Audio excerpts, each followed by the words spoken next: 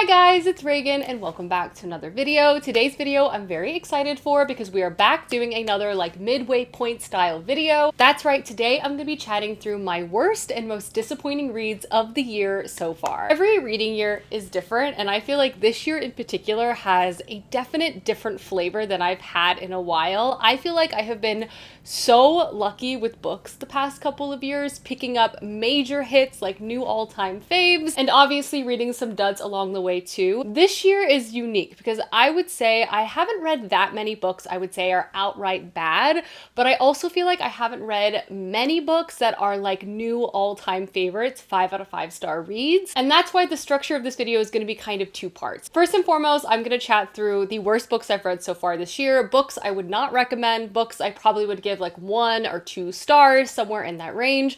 But I also have a collection of books that I thought were going to be like 5 out of 5 star reads for me, knockout reads, either because I've read other books by these authors and have loved them, or just the general hype around them was so high. I went in with like super high expectations, and for one reason or another, these books just sort of fell flat. They weren't bad. They aren't books I would not recommend, but just in comparison to maybe other books I've read by these authors or just to my own expectations, these books were just good, not great, not bad, but nevertheless a little bit disappointing because obviously I go into every single read wanting to love it so much, and especially with some of the authors I have here today, I was expecting to give these books 5 out of 5 stars. So when they end up being like a 3.5, I'm kind of like, how did we get here? And obviously through the second half of this year, I'm hoping and praying that I find some more 5-star reads because I am getting not desperate, but I want to read more books that I'm obsessed with, you know? So without further ado, let's go ahead and dive into the worst and most disappointing books I've read so far this year. Starting with simply put, the worst books. All 3 of these titles I would give like 2 stars or less depending on my mood that day.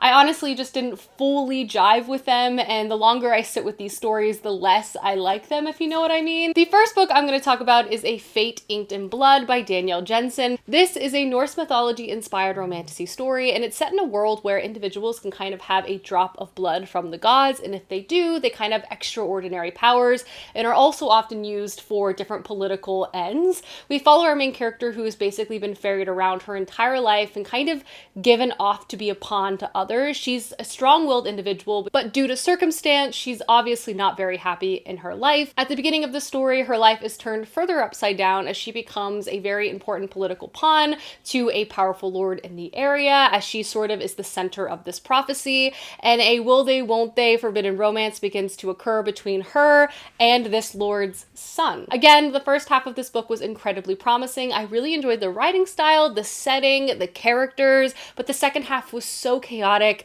The characterization was just completely thrown out of the window, and the plot was basically non-existent. The most annoying thing though was that the last page plot twist, while predictable, still got me. So I find myself probably reading book 2, and hopefully I will not be as disappointed as I was with book 1. But I just did not enjoy this book, and I found it to be a very frustrating experience. Another book that was worse than okay, if I'm being honest, is The Heartless Hunter by Kristen Sorelli. I went into this with super high expectations. This book has like a 4.4 on Goodreads. Everyone seemed to be really enjoying this enemies to lovers witch dating a witch hunter situation, and I went in with like really high hopes, just wanting something fun and snappy, and also something that would be a quick read. And while I will say this book definitely did read quickly, and for the most part it was like fine, it also wasn't anything like new or exciting for the genre, and I just kind of left the reading experience scratching my head, kind of wondering why this is the book that everyone seemingly is obsessed with at the moment. But to take a step back, this book is kind of set in a turn of the century post-revolution fantasy world. It very much gives like Russian Revolution vibes.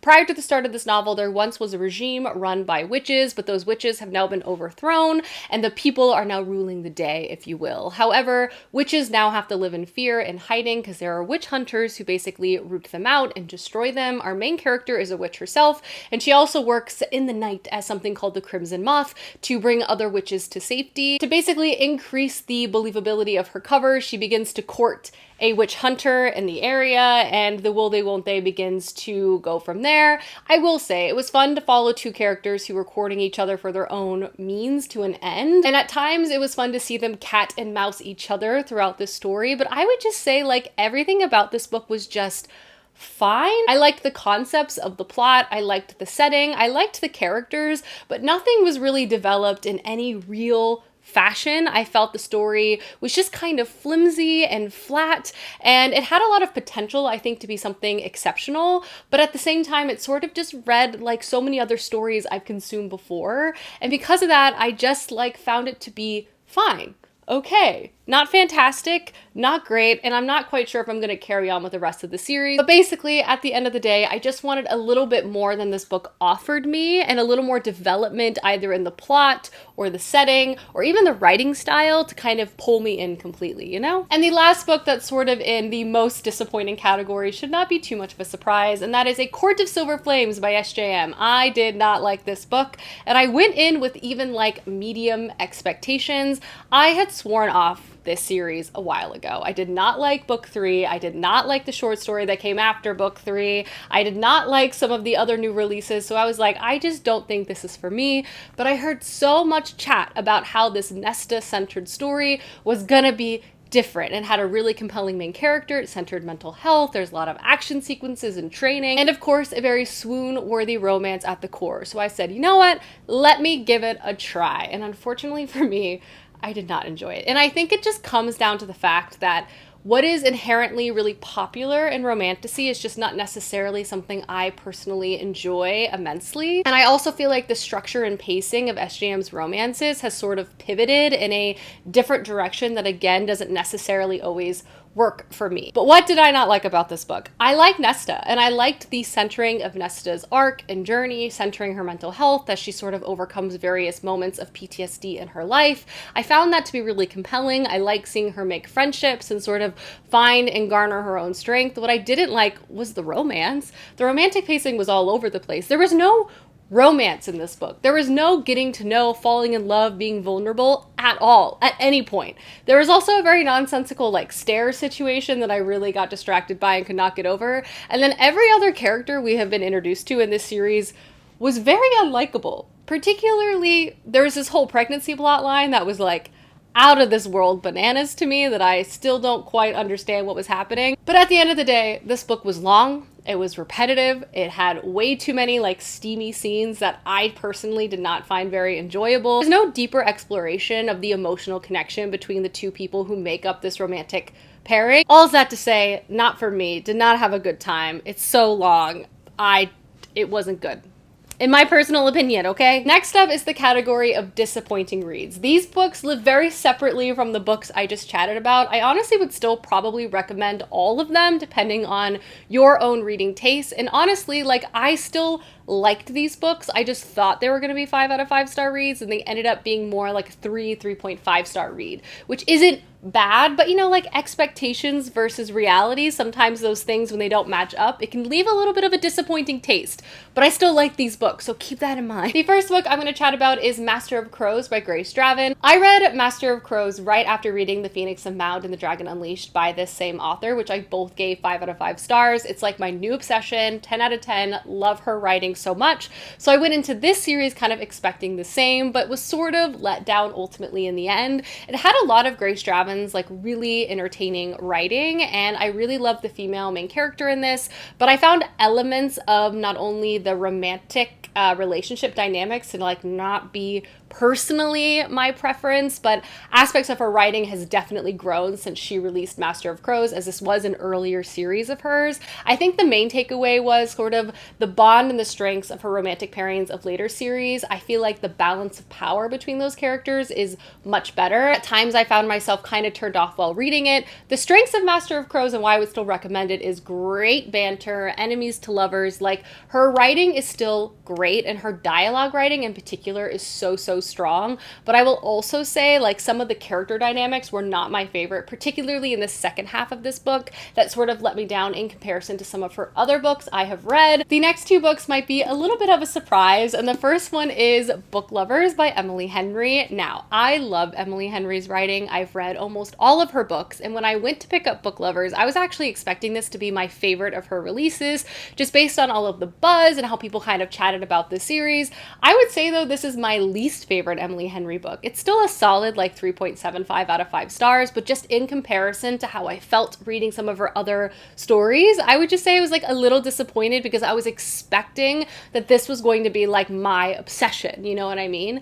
But Book Lovers sort of turns the small town trope on its head and also centers to book lovers, which as a reader, I did personally enjoy. This is a story following our main character, who's sort of a quote-unquote girl boss living in New York City, and she kind of has this tragic curse where her boyfriend travels to a small town, and there they fall in love with someone who lives there, leaving the big city and leaving her. At the beginning of the story, our main character travels to a small town herself with her sister to sort of break this curse and take on a small town bucket list for a sisterly good time, and they also run into her work rival and things get complicated from there.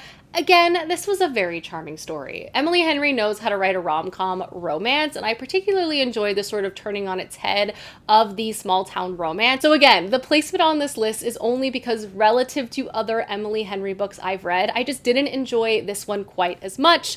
The chemistry was good, not perfect. The banter was good, not perfect. And I think if I was just gonna recommend an Emily Henry book to anyone, this would just be one of the lower ones I would recommend. Same sort of category is Part of Your World by Abby Jimenez. I recently marathoned all 3 books that are part of this Part of Your World trilogy, and this book by far was my least favorite of this trilogy. I honestly almost was like a little bit skeptical moving forward because I liked this book. I didn't love it. I'd say I give it like a 3 out of 5 stars. It was fine, but I was just a little thrown off because everyone is obsessed with this series, and I can understand the obsession now, having read books 2 and 3, but just with book 1, I was like a little confused. Like, it was okay, but not at all like the best romance book I've ever read. But this is a story where we're basically following 2 characters from 2 different worlds. One is like a medical family heiress, the other is running a bed and breakfast in a small town. They unexpectedly come crashing into each other's lives, and we see these 2 characters like learn to love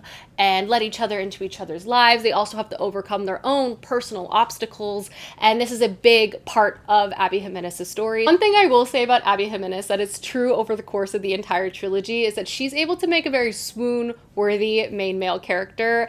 They're thoughtful, they're great listeners, and you can understand how these characters sort of fall in love with each other very, very quickly. This book I just found to be okay. I never fully bought in on the chemistry between our 2 main characters, and I found the coming from 2 different worlds like plotline as the main form of tension between these 2 characters just not my personal favorite thing, and I wanted it to be kind of resolved faster. So again, I recommend this, but it would be like a 3 out of 5 stars, but the next 2 books are both like 5 out of 5 stars. Next book on this list is going to be Bel Canto by Ann Patchett.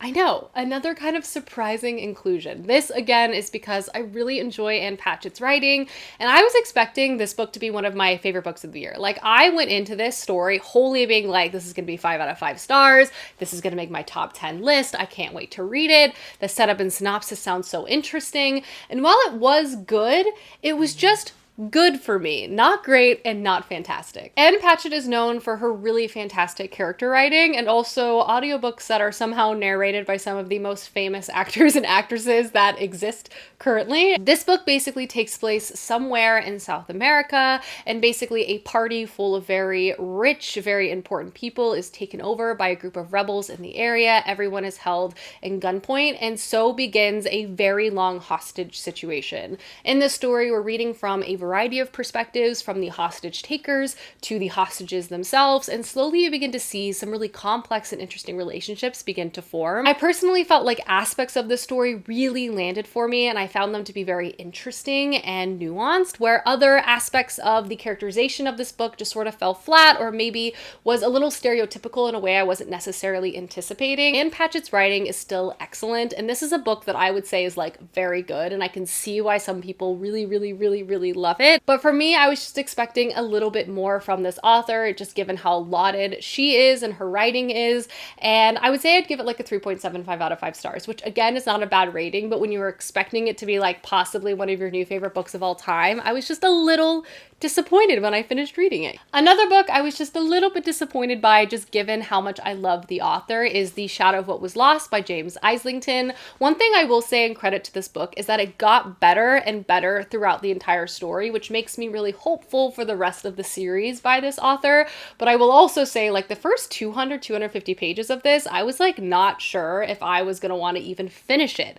So happy there was growth, but also shocked based on how much I loved this author's other work, The Will of the Many, how slow of a start I had with this very long fantasy story that ultimately ended up hopeful. But obviously I was still wanting this to be a 5 out of 5 star read like The Will of the Many, but instead this was more like a 3.5 star read. This is another Roman inspired fantasy story by this very popular author. It's set in a world where once these very powerful beings sort of controlled everything. They had magic, they also had like prophetic sight so they could see into the future, but given their various policies, most people were very unhappy with their rule, so obviously there was a revolution. Now, a generation later, all of these powerful beings are no more, and the humans that worked alongside them, who also had magical powers, are now very tightly controlled by the government, which introduces us to our first main character, who is one of these magical individuals at one of these magical schools run again by the government. Initially reading this book, you very much get the sense of like a very classic Chosen One story. Our main character, who has unusual powers, gets chosen and sent out on a quest with his friends. They have to sort of uncover secrets. Again, sort of mimicking a lot of stories I have read in the past, sort of in the fantasy space. The writing style in this, I wouldn't say is anything special or to write home about, which is fine as long as the plot is like super compelling. And eventually the plot does get compelling, but it definitely takes a while. I would say about halfway through the story, it begins to pick up and catch its stride. There are a lot of characters that we begin to follow, and they begin to branch off in some unexpected ways. And here I feel like James Islington is beginning to sort of craft something new and unique. But again, it sort of takes him halfway through the story to get there. I'm hopeful again for later installments, but this first one for me was just okay. And you know, that's fine, but I'm always looking for like a new all-time favorite fantasy series. So what can a girl do? And the last book that I personally feel like was just okay, despite what the hype is trying to convince me it was, is Golden Sun by Pierce Brown.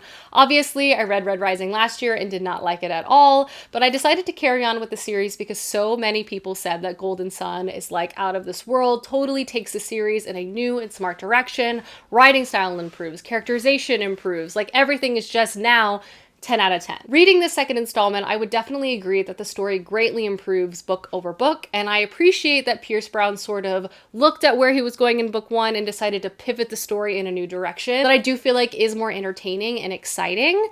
That being said though, this book is still far from perfect and just not 5 out of 5 stars for me. This is a fantasy sci-fi hybrid. In book two, I would definitely say it's much more sci-fi within this installment. It's about a revolution and a rebellion following our main character Darrow, who is a red. This is a very stratified society. Reds are at the bottom, golds are at the top. Darrow is pretending to be a gold, and he's trying to rip the society apart from the inside out.